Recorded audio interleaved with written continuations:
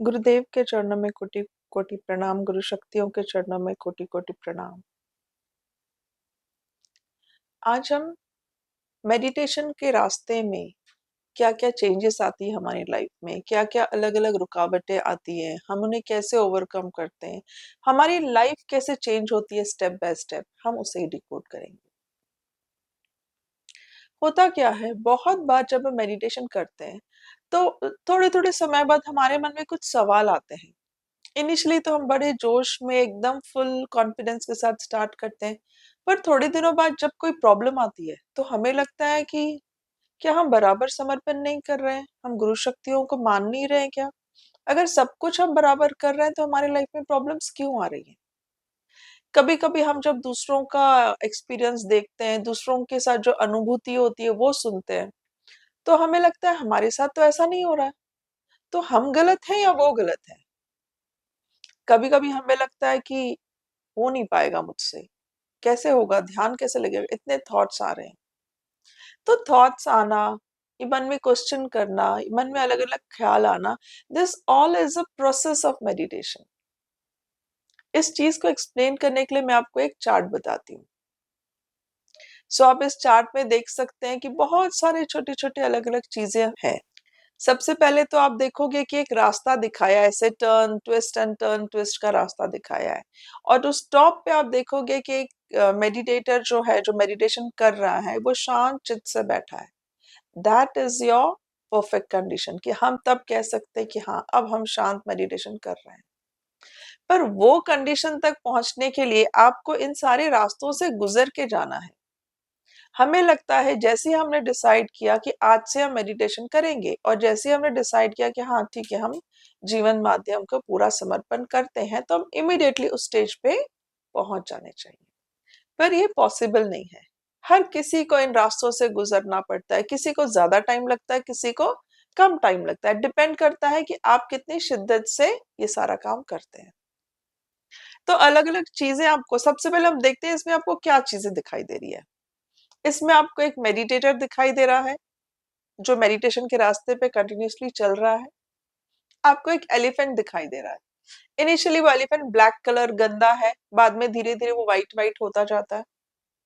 आपको एक मंकी दिखाई दे रहा है, वो भी गंदा है, धीरे धीरे उसका कलर भी साफ हो रहा है।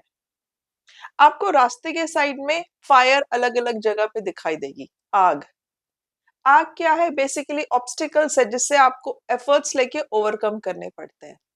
हमें लगता है ना कभी कभी कि हमें फैमिली मेंबर्स मेडिटेशन करने नहीं देते हैं, या तो हमें टाइम नहीं मिलता, या तो उसी वक्त कुछ काम आ जाता है। So these are the obstacles. आप जितना उन पे फोकस करेंगे, वो उतनी ही आग बढ़ेगी। जितना ओवरकम कर लेंगे, जितना ध्यान नहीं देंगे, वो धीरे धीरे शांत होते जाएंगे सारे ऑब्स्टिकल्स। फिर हम देखेंगे कि ये जो मंकी है, ये रिप्रेजेंट करता है आपके चित्त को, आपके अटेंशन को, जो कंटिन्यूअसली डाइवर्ट हो रहा है, कंटिन्यूअसली डिस्ट्रैक्टेड है। कभी यहाँ मन लगता है, कभी वहां मन लगता है। तो मंकी जो है, ये आपके 5 सेंस ऑर्गन्स के कंट्रोल में है। और इन 5 सेंस ऑर्गन्स को इस रास्ते पे अलग अलग सिंबल से डिपिक्ट किया गया है। जैसे आप देखोगे कि सबसे पहले स्टेज 1 को अगर हम स्टडी करें, तो स्टेज 1 में मेडिटेटर दिखाया है, उसके हाथ में लगाम है और छड़ी है। इन सारे चीजों से वो एलिफेंट को कंट्रोल करना चाहता है, पर एलिफेंट उसके हाथ में नहीं आ रहा है। एलिफेंट किसके पीछे भाग रहा है? एलिफेंट पूरा पूरा चित्त के पीछे भाग रहा है, एंड चित्त इज पूरा डिस्ट्रैक्टेड। तो आपका मन काबू में नहीं है, क्योंकि मन डिपेंड कर रहा है चित्त पे, और चित्त जो है वो 5 सेंसरी ऑर्गन्स पे डिपेंड कर रहा है, जैसे मैंने अभी आपको बताया। तो इस पर्टिकुलर स्टेज 1 पे आप देखोगे कि सिल्क का स्कार्फ दिखाया है, ऐसे रिबन टाइप। वो सिल्क का स्कार्फ, सिल्क मतलब सॉफ्ट है टच के लिए। तो ये रिप्रेजेंट करता है आपका टच सेंस, जो कि कभी कभी हमें डिस्ट्रैक्ट कर देता है। तो ये पहला सेंसरी ऑर्गन है। अब जरूरी नहीं है कि स्टेज 1 पे हम सेंस ऑफ टच को ही ओवरकम करें। अलग अलग चीजें हैं, जैसे थोड़ा ऊपर जाओगे तो फ्रूट्स दिखेंगे, मतलब सेंस ऑफ टेस्ट। फिर आगे आपको शंख है, वो क्या है? Sense of smell. आगे आप जाओगे तो वहां पे एक मिरर है, सेंस ऑफ साइट। तो ऐसे अलग अलग चीजों को हम ओवरकम करते हुए जा रहे हैं। कभी किस स्टेज पे हम किसी चीज को ओवरकम करेंगे, किसी स्टेज पे हम टच को ओवरकम करेंगे, किसी स्टेज पे हम हियरिंग को ओवरकम करेंगे। बट बेसिकली इन सारे रास्तों से गुजरते हुए जब हम इन सारे सेंसरी ऑर्गन्स को कंट्रोल में लाएंगे, तब हमारा ध्यान लगना 100% स्टार्ट हो जाएगा। It is a journey. तो स्टेज 1 में जो मेडिटेटर है वो चाह रहा है कि मैं अपने मन को कंट्रोल में लाऊं, पर मन जो है वो भटक रहा है। किसके पीछे? चित्त के पीछे। साइड में फायर है। अब फायर जो है वो क्या है? प्रॉब्लम्स है, पर वो रास्ते के साइड में है।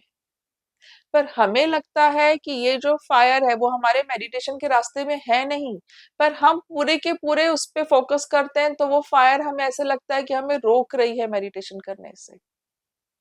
कभी कुछ अनवांटेड गेस्ट आ जाते हैं, कभी फैमिली मेंबर्स बोलते हैं कि उनको पसंद नहीं है मेडिटेशन करना, तो हम सोचते हैं कि अरे उनको पसंद नहीं, हम कैसे मेडिटेशन करेंगे। वो प्रॉब्लम नहीं है, वो प्रॉब्लम रास्ते के साइड में है, पर हम उन पे फोकस करते हैं तो हमें लगता है कि वो हमारे रास्ते की प्रॉब्लम्स है। तो यह है स्टेज 1। इस स्टेज को ओवरकम करने के लिए, या हम ऐसे कह सकते हैं इस स्टेज पे सीखते वक्त, इस स्टेज पे जब हम होते हैं तो हमें क्या करना चाहिए? हमें प्लेसमेंट में ध्यान देना है। प्लेसमेंट मतलब फोकस करना है आपको। आपका माइंड, जैसे हम सिखाते हैं समर्पण मेडिटेशन में, आप सहस्त्रार चक्र पे फोकस करना है। तो भले ही आप मेडिटेशन में बैठे हैं, बहुत सारे थॉट्स आपको आते हैं, आपका चित्त, आपका मन भटक रहा है, पर आपको कोशिश करनी है कि आपका फोकस यहाँ प्लेस्ड हो। प्लेसमेंट, ये हम प्रैक्टिस कर सकते हैं पावर ऑफ हियरिंग से। जब हम जीवन गुरु से माध्यम से सुनते हैं अलग अलग एक्सपीरियंस, अलग अलग तरीके वो हमें बताते हैं कि आप शांत बैठो, एक फिक्स टाइम पे बैठो, डिस्टरबेंस ना हो, जहां ज्यादा लोग ना आते हो। तो ये सारे इंस्ट्रक्शन सुन के हम रियलाइज करते हैं कि placing your attention eight one point इस स्टेज में बहुत इंपॉर्टेंट है। सेकेंड स्टेज पे हम आते हैं। सेकेंड स्टेज पे क्या करना है हमें? Continuous placement. कंटिन्यूस प्लेसमेंट मतलब वो जो हमने सीखा है स्टेज 1 पे, पावर ऑफ हियरिंग से, पावर ऑफ लिसनिंग से, कि फोकस जो है आपका एक पॉइंट सहस्त्रार चक्र पे फोकस करके रखना है, तो उसी को हम कंटिन्यू करेंगे। अब और ज्यादा अच्छे से हम करने लगते हैं, क्योंकि हमें पता है अब क्या करना है, हमें इसी स्टेज को कंटिन्यू करना है। यहाँ हम यूज करेंगे अपना पावर ऑफ माइंडफुलनेस। माइंडफुलनेस मतलब हमें रियलाइज होता है कि हाँ, अगर मैं इस पॉइंट पे फोकस करूं तो मैं धीरे धीरे ध्यान सीख सकती हूँ। तो इस स्टेज में आप देखोगे कि एलिफेंट जो है ना, उसका छोटा सा पार्ट ऊपर वाइट हो रहा है, मतलब गंदगी निकल रही है। सिमिलरली मंकी भी जो है ना, वो थोड़ा सा साफ हो गया है, मतलब चित्त भी हमारा प्योर हो रहा है और उसके थ्रू मन भी हमारा प्योर हो रहा है। पर अभी भी हमारा मन जो है वो चित्त के पीछे भाग रहा है, और अभी भी चित्त हमारा भटक रहा है। इस स्टेज पे उन्होंने दो सेंसरी ऑर्गन्स दिखाए, दो सेंसेस दिखाए, एक तो फ्रूट और एक है शंख। ये दोनों ही चीजों को हम इस स्टेज में ओवरकम कर रहे हैं। और इस वक्त जो है वो जो आग है वो आपके आगे है, मतलब एफर्ट्स जो है या प्रॉब्लम्स जो है वो आपको ज्यादा लगाने पड़ेंगे उस ऑब्स्टेकल को ओवरकम करने के लिए, तो ही आप अपने मन को कंट्रोल कर पाएंगे। अब स्टेज 3। स्टेज 3 पे क्या है? हमें repeated attention, continuous attention on Sahasrara chakra, इसको कायम रखना है। अब अगर आप इस पिक्चर को देखें तो पिक्चर के हिसाब से वो जो मेडिटेटर है वो हाथी को लगाम डालने में सक्सेसफुल हो चुका है, मतलब आपका मन जो है वो कंट्रोल में धीरे धीरे आ रहा है। क्लीन भी काफी सारा हो गया, जो ब्लैक पैच था हाथी का काफी क्लीन हो गया है, मंकी भी क्लीन हो गया है। एक और पॉइंट यहाँ पे नोट करेंगे कि हाथी पलट के आपकी तरफ देख रहा है, मंकी भी पलट के आपकी तरफ देख रहा है, मतलब चित्त और मन दोनों ही आपके कंट्रोल में आ रहे हैं, वो आपका धीरे धीरे सुन रहे हैं। अब हाथी जो है वो लेजीनेस को डिपिक्ट करता है। कभी कभी मेडिटेशन में आपका लेजीनेस ही रुकावट बन जाता है कि कौन उठे कौन बैठे। मेडिटेशन में कुछ करना नहीं है, पर कुछ न करने का भी आपको लेजीनेस आता है, तो उस लेजीनेस को, उस मन को आप काबू में कर रहे हो। तो जब ये प्रोसेस हो रहा है कि हाथी पलट के आपकी तरफ देख रहा है, मंकी भी आपकी तरफ देख रहा है और दोनों क्लीन भी होते जा रहे हैं, तो आप देखोगे कि हाथी के ऊपर छोटा सा रैबिट हेयर भी बैठा है। अब ये हेयर किस चीज को डिपेक्ट करता है? हाथी लेजीनेस को डिपिक्ट करता है। ये जो हेयर है ना, ये ओवर एक्टिवनेस को डिपिक्ट करता है। हम सब ने हेयर एंड द टॉर्टोइस की स्टोरी सुनी है बचपन में, कि टॉर्टोइस के साथ हेयर शर्त लगाता है रेसिंग की, और उसको पता है टॉर्टोइस तो हारने वाला है, तो बहुत स्पीड से भागता, और जो विनिंग पोस्ट है, फिनिशिंग लाइन जो है, उसके पहले आके वो रुक जाता है और देखता है कि टॉर्टोइस अभी कितनी दूर है। तो नजर उठा के देखता है तो बहुत दूर है टॉर्टोइस अभी। तो ओवर कॉन्फिडेंस में वो क्या करता है, वो सोचता है मैं थोड़ी देर सो जाता हूँ, रेस्ट ले लेता हूँ।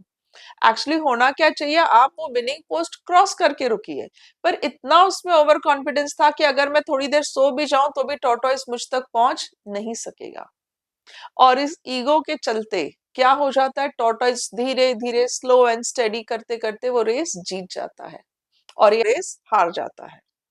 तो ये था हेयर एंड द टॉर्टोइस की स्टोरी। अब यहाँ पे जो हेयर है, जो रैबिट है, वो उसी चीज को डिपेक्ट करता है। वो होता है हमारा ईगो। अब इस स्टेज में जैसे हमारा चित्त कंट्रोल में आ रहा है, धीरे धीरे हमारा ध्यान लग रहा है, काफी अच्छे टाइम तक हम ध्यान कर पा रहे, तो हमें ईगो आ जाता है। हमें लगता है ओके, अब तो हम सब सीख गए, अब हमें ध्यान आ गया, अब और क्या है मेडिटेशन में। तो इस ईगो को भी ओवरकम हमें करना है, इस रैबिट को भी हमें क्लीन करना है, उस स्टेज पे पहुंचना है। अब यहाँ पे जो फायर थी वो आपके पीछे हो गई है। पीछे क्यों हो गई है? क्योंकि रुकावट, जो बड़ी बड़ी रुकावटें थी ना, वो अभी आपके रास्ते में नहीं आ रही है। अब ये छोटी सी रुकावट ईगो, वो आपके रास्ते में आ रहा है। ये आपको मेडिटेशन में प्रोग्रेस करने से रोक सकता है। तो थर्ड स्टेज पे हमें इसको भी ओवरकम करना है। अब स्टेज नंबर 4। स्टेज नंबर 4 में है क्लोज प्लेसमेंट। क्लोज प्लेसमेंट मतलब आप देखोगे कि मेडिटेटर, एलिफेंट, मंकी, ये सब पास आ गए हैं, डिस्टेंस कम हो गया है। इसमें हमको यूज करना है पावर ऑफ लचीलापन। लचीलापन मतलब फ्लेक्सिबिलिटी। इजीली हम फ्लेक्सिबल मतलब पहले जब हम मेडिटेशन करते थे तो हमें फिक्स्ड आसन चाहिए, फिक्स जगह चाहिए, सब में शांत रहना चाहिए, कोई थोड़ा बात करेगा तो हम डिस्टर्ब हो जाते हैं। पर ये स्टेज आते आते हम, अगर कोई शोर भी करता है, बात भी करता है, तो भी हम फोकस कर पाते हैं। हमारा मन, हमारा चित्त बहुत ज्यादा हमारे कंट्रोल में है। आप देखोगे कि एलिफेंट का और मंकी का कलर और साफ होता जा रहा है, रैबिट का कलर भी और साफ होता जा रहा है यहाँ पे। तो यहाँ पे आते आते हमें एक फ्लेक्सिबिलिटी मिल जाती है कि हम कहीं भी अपने मन को शांत कर सकते हैं। हम ग्रुप में रह के भी शांत रह सकते हैं, उनकी बातों से कम इफेक्ट हमें होने लगता है। तो ये जब स्टेज आने लगता है, जब अशांत एटमॉस्फेयर में भी आप फ्लेक्सिबल होके अपने आप को शांत कर सकते हैं। हम रिजिड नहीं रहते कि हाँ, मेरे को सारी दुनिया चुप रहे तो ही मैं मेडिटेशन कर पाती हूँ। इनिशियली ऐसे होता है ना, हम सबको शांत कराते हैं, टीवी बंद करो, ये बंद करो, वो बंद करो, मेडिटेशन कैसे करें। तो ये सारी चीजें अब धीरे धीरे हमारे कंट्रोल में आने लगती हैं। फायर भी है, उसकी भी साइज छोटी हो गई है। अब इसी पिक्चर को आप देखोगे कि इसके सामने एक पेड़ है, फ्रूट्स वाला पेड़ है। तो वो पेड़ क्या है? वो है फ्रूट्स, फ्रूट्स ऑफ आपके अच्छे कर्म। आपके अच्छे कर्मों का फल आपको मिलने लगता है। जो आप कंटिन्यूसली मेडिटेशन के रास्ते पे चल पड़े और यहाँ तक आपने प्रोग्रेस किए, तो आपका ध्यान और अच्छे से लगने लगता है। ज्यादा समय तक आपका चित्त और मन आपके कंट्रोल में रहने लगता है। नेक्स्ट स्टेज में, next stage is taming. Power हम कौन सी यूज करते हैं यहाँ पे? एंथुजियाज्म। एंथुजियाज्म मतलब बहुत हमें एक्साइटमेंट आ जाता है, जोश आ जाता है कि हाँ, मेडिटेशन कर पा रहे हैं। क्यों कर पा रहे हैं? क्योंकि टेम हम कर पा रहे हैं। टेम कर पाना मतलब कंट्रोल कर पाना। आप इस पिक्चर में देखोगे कि फाइनली लगाम अपने हाथी को पहना दिया है, और वो जो छड़ी है या स्टिक है, जैसे घोड़े के साथ नहीं होता हंटर, वो रास्ते से भटक रहा है तो हम उसको लगाते हैं, तो वैसे ही यहाँ पे एलिफेंट को आपने लगाम डाली है, और अब आप लीड कर रहे हो, आप कंट्रोल में हो। अभी तक आपने उसको सिर्फ लगाम डाली थी, पर अब मन आपके कंट्रोल में। आप जैसा चलाओगे वैसा चित्त और मन चलेंगे। आप जब चाहे उन्हें, जहां चाहे उन्हें डायरेक्शन दे सकते हैं। So now you are in full control of मन एंड चित्त। हाथी का कलर और साफ हो गया है। अब इस स्टेज में आप देखोगे कि रैबिट इज गॉन, मतलब वो जो आपका ईगो था वो गायब हो गया है। बहुत आसानी से, एफर्टलेसली आप मन और चित्त को लीड कर रहे हो। एफर्टलेसली आप मेडिटेशन कर पा रहे हो। एफर्टलेसली आप डिस्ट्रैक्शन को पैसिफाई कर पा रहे हो, मतलब शांत कर पा रहे हो। आपका मन, आपका चित्त आप बहुत इजीली शांत, स्टेबल कर पा रहे हो। बिना किसी एफर्ट से शांति से आप आगे चल रहे हैं। आपके पीछे पीछे आपका मन और आपका चित्त चल रहा है, और ज्यादा वो क्लीन और प्योर होते जा रहे हैं। तो ये एक्सपेक्ट करना कि मेडिटेशन स्टार्ट करते ही सारी बुराइयां खत्म हो जाए, आपका मन और चित्त बिल्कुल प्योर हो जाए, और अगर कुछ गलत विचार आते हैं या कुछ हमें थोड़ा सा ईगो, जेलसी, एंगर ये होता है तो हम बहुत गलत कर रहे हैं, अपने आप को गिल्ट में डालना, ये सब आपको छोड़ना पड़ेगा। क्योंकि हम देख रहे हैं कि स्टेप बाय स्टेप हम इम्प्रूव कर रहे हैं। स्टेप बाय स्टेप आपके रास्ते की फायर्स, ऑब्स्टेकल्स, प्रॉब्लम्स, आपके सेंसेस धीरे धीरे कंट्रोल में आ रहे हैं। यहाँ पे आप देखोगे कि मिरर मतलब सेंस ऑफ साइट, यहाँ तक भी आते आते आपके कुछ सेंसेस आउट ऑफ कंट्रोल होते हैं, जिन्हें आप यहाँ पे भी कंट्रोल में ला रहे हो। So it is a very slow process. 7th stage पे आते आते आपका जो माइंड है पूरा आपके कंट्रोल में आ गया है, एक रूप हो गए, जिसे हम कहते हैं ना कि धीरे धीरे आत्मभाव बढ़ने लगता है। तो आपकी कनेक्टिविटी आपके आत्मा से स्टार्ट हो जाती है। कंप्लीटली तो आत्मा भाव जागृत नहीं हुआ अभी तक आपका, लेकिन वो आत्मा भाव धीरे धीरे बढ़ रहा है और शरीर भाव कम हो रहा है।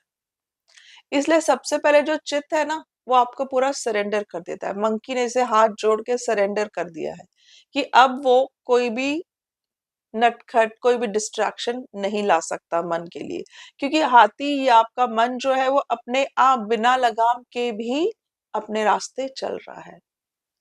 कलर बहुत साफ हो गया है, गंदगी बहुत कम हो गई, बस थोड़ा सा ही उसमें डिस्ट्रैक्शन बचा है, थोड़ा सा ही ब्लैक स्पॉट बचा है। पर अभी भी वो जो मंकी का जो प्रेजेंस है, हो सकता है कि एक्सटर्नल फैक्टर्स की वजह से कभी भी आपका मन डिस्ट्रैक्ट हो सकता है। जैसे हम कहते हैं ना, शांत तालाब का पानी है, एक छोटा सा पत्थर भी हम उस पर डालते हैं तो कैसे उसके रिपल सर्कल सर्कल सर्कल बनता जाता है और वो बहुत दूर तक फैलता है। तो ऐसे भी मंकी का प्रेजेंस सिर्फ ये रिलेट कर रहा है कि हो सकता है कि अभी भी डिस्ट्रैक्शन, एक्सटर्नल फैक्टर्स अगर हो तो आप डिस्टर्ब हो सकते हो। पर ओवरऑल आपने बहुत सारा अवेयरनेस से आत्मभाव जागृत कर लिया है और शरीर भाव काफी हद तक आपके कंट्रोल में है। मंकी गायब हो चुका है, रैबिट भी गायब हो चुका है, फायर भी गायब हो चुकी है, सारे सेंसेस भी आपके कंट्रोल में है, कोई भी अभी आपको डिस्ट्रैक्ट करने के लिए नहीं बचा है। तो full focus, full attention, single pointed attention से आप मेडिटेशन करने एफर्टलेसली बैठ सकते हैं। आप कोई कुछ भी बोले ना, आपको ज्यादा एफर्ट्स लगते हैं, आपका शरीर भाव भी कम हो चुका है, थॉट्स भी नहीं आएंगे क्योंकि सारे सेंसेस कंट्रोल में है, चित्त भी पूरा कंट्रोल में है, मन भी आपका पूरा कंट्रोल में है। तो आप अच्छे से ध्यान करने बैठ सकते हैं। अब यहाँ से आगे प्रोग्रेस होगी, ये तो जर्नी चल रही है। तो यहाँ पे आते आते हम ध्यान करना सीख जाते हैं। अब क्या, अब आगे है स्टेट ऑफ ब्लिस, शांति। तो 9th स्टेज जब आप देखोगे कि वो गुफा में बैठे हैं, उनका जो मन है उसने भटकना चलना छोड़ दिया है, शांत, जब वो मेडिटेशन करते हैं वो भी शांत एलिफेंट बैठ गया है, कंप्लीट वाइट वो भी हो चुका है। तो अब ये जो है इसे हम कहते हैं मेंटल ब्लिस। पूरा ध्यान हमें लगता है, आत्मभाव हमारा पूरा जागृत हो चुका है, आत्म साक्षात्कार हमें मिल चुका है, शरीर भाव जीरो हो गया है। मटेरियलिस्टिक वर्ल्ड की कोई भी प्रॉब्लम्स हमें टच नहीं कर सकती। हम उन सारी चीजों को ओवरकम कर चुके हैं। वो चीजें होती हैं पर हमें वो तकलीफ नहीं देती, हमें पता चलता है उनसे कैसे डील करना है, हमें वो डिकोडिंग आ जाता है। क्यों? क्योंकि आत्मभाव जब जागृत हो जाता है तो आत्मा ही हमें गाइड करती है कि आगे अभी हमें क्या करना है। पर स्पिरिचुअल जो जर्नी है ना, वो ऐसे नहीं है कि उसका कोई एक एंड पॉइंट है। जैसे आपको लगेगा कि अब आत्मभाव जागृत हो गया, अब ये शांत गुफा में बैठ गए, चित्त कंट्रोल में हो गया है, मन कंट्रोल में हो गया है, प्रॉब्लम्स भी नहीं है, रैबिट भी नहीं है, तो अब क्या बचा? Now it is over.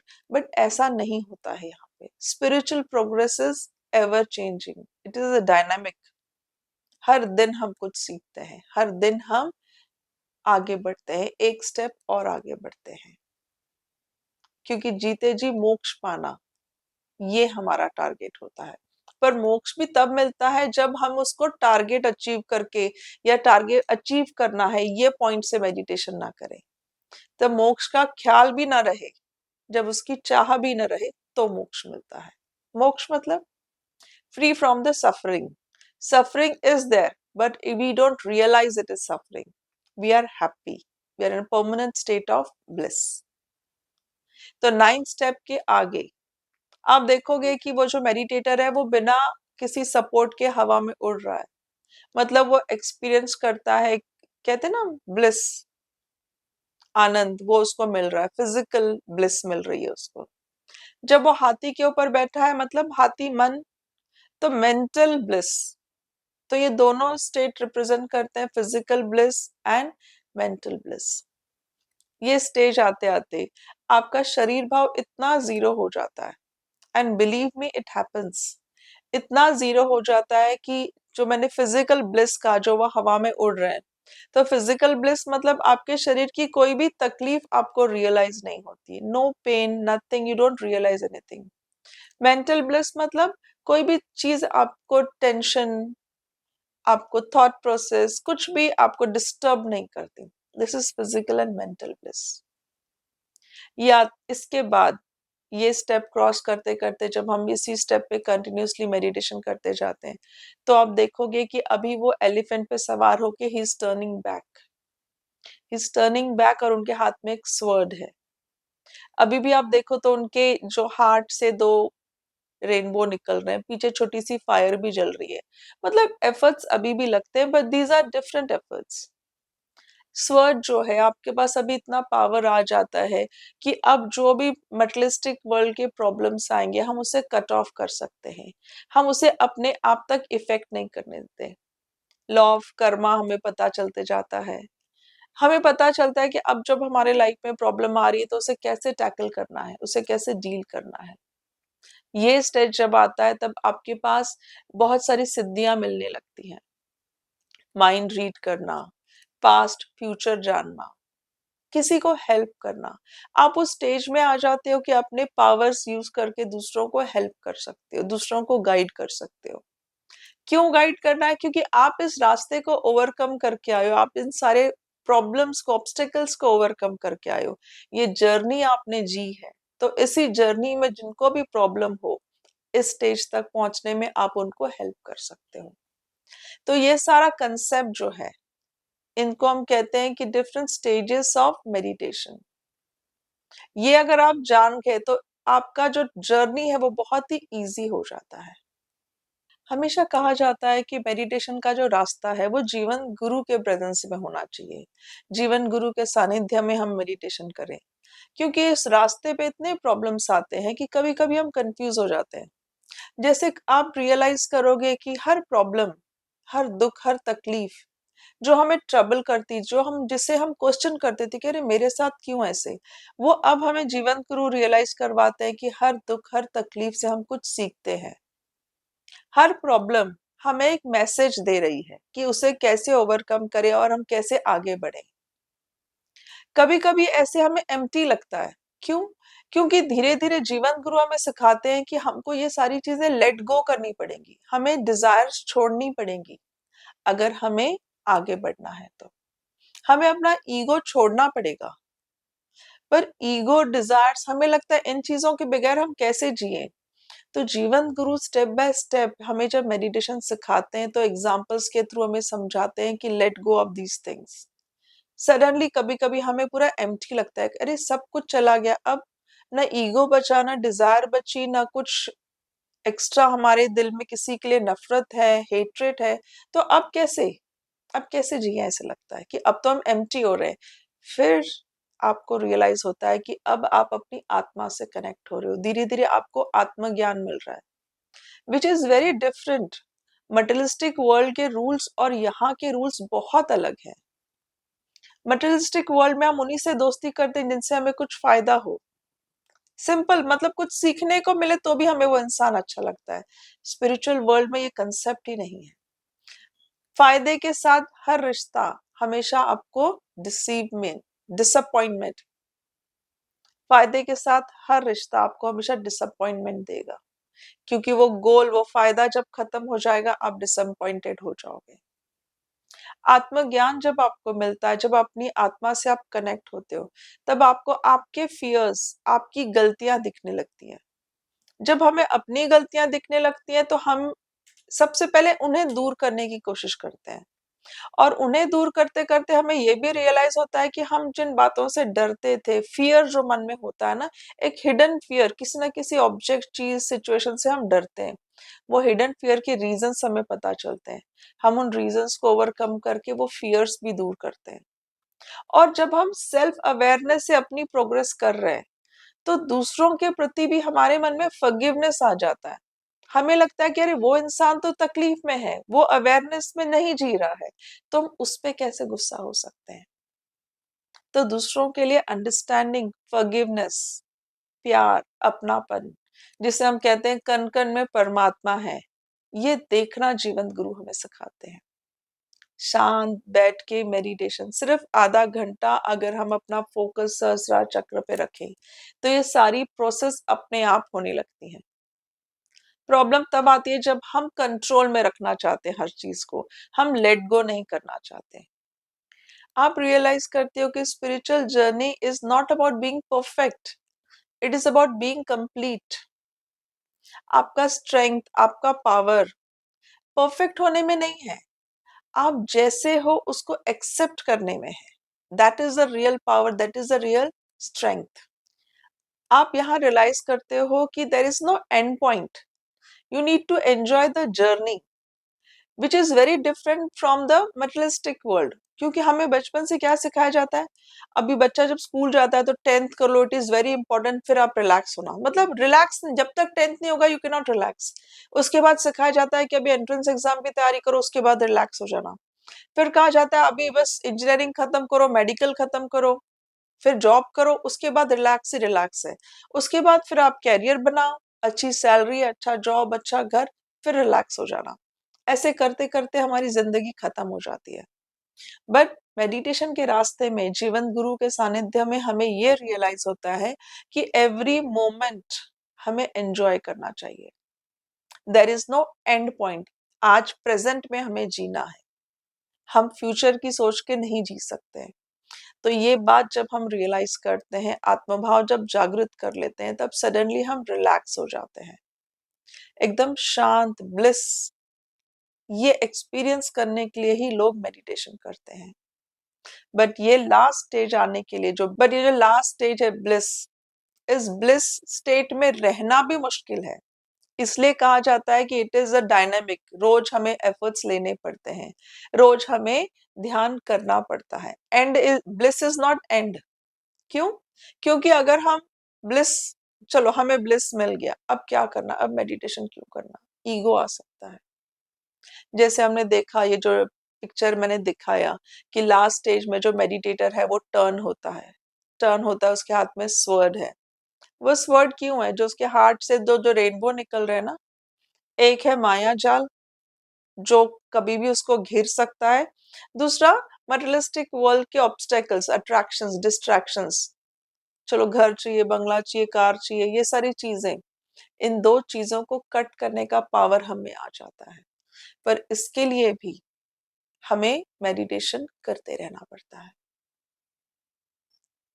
तो इस तरह से जब हम मेडिटेशन की जर्नी जीते हैं, इस स्टेज तक पहुंचते हैं, तो कहते हैं ना कि हम, ऐसा नहीं है कि हम संसारिक दुनिया को हम छोड़ते हैं और हिमालय में जाके रहते हैं तो ही हमें शांति मिलेगी। इट इज लाइक, एक एग्जाम्पल हम देख सकते हैं कि जैसे हम, फॉग है, अगर आप किसी हिल स्टेशन पे जा रहे हो और बहुत फॉग है, आपको ड्राइविंग करने में तकलीफ हो रही है, तो हम कार के आगे फॉग लाइट लगाते हैं। तो वो लाइट क्या करती है, वो फॉग में भी आपको क्लियर रास्ता दिखाती है। तो ऐसे ही हम जिएंगे तो दुनिया में ही सारे ऑब्स्टेकल, सारे प्रॉब्लम्स तो रहेंगे ही। पर अब जब हम मेडिटेशन करते हैं, जब हम इसमें परफेक्ट हो जाते हैं, अवेयरनेस, आत्मभाव जागृत हो जाता है, तब हम इस मटेरियलिस्टिक दुनिया को एक अलग रोशनी, एक अलग नजरिए से देखने लगते हैं। और इसीलिए ये प्रॉब्लम्स, ये तकलीफें हमें इतनी इफेक्ट नहीं करती जो पहले करती थी। तो आप सबके जिंदगी में वो स्टेज आए जब हम संसार में जिए, हर काम करें, पर इतना अफेक्ट हमें ना हो, प्रॉब्लम्स, दुख, तकलीफें हमें इतनी टच ना करें। यही गुरु चरणों में प्रार्थना है। आप सबको स्वामी जी का खूब खूब आशीर्वाद। जय बाबा स्वामी।